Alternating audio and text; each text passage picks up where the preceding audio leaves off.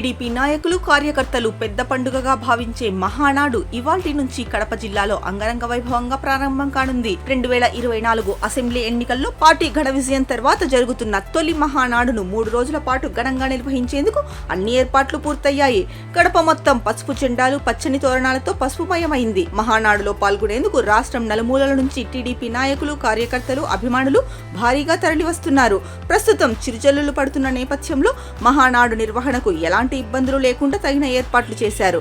మహానాడు నిర్వహణకు కడప శివార్లోని చెర్లోపల్లిలో టీడీపీ భారీ ఏర్పాట్లు చేసింది. మొదటి 2 రోజులు ప్రతినిధుల సభ, చివరి రోజు బహిరంగ సభ జరగనుంది. బహిరంగ సభకు 140 ఎకరాల్లో ఏర్పాట్లు పూర్తి చేశారు. ఇక వాహనాల పార్కింగ్ కు ఏకంగా 450 ఎకరాలు కేటాయించారు. గతంలో జరిగిన మహానాడుకు భిన్నంగా ఈసారి మహానాడు జరగబోతోంది.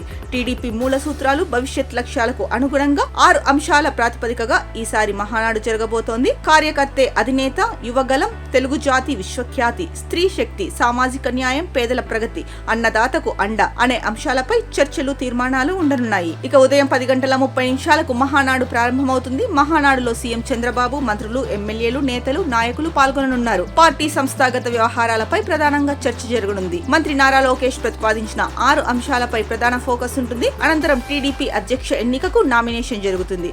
రేపు రాజకీయ, సామాజిక, ఆర్థిక అభివృద్ధిపై చర్చలు జరగనున్నాయి. ఇక 3వ రోజు 5 లక్షల మందితో భారీ బహిరంగ సభ జరగనుంది.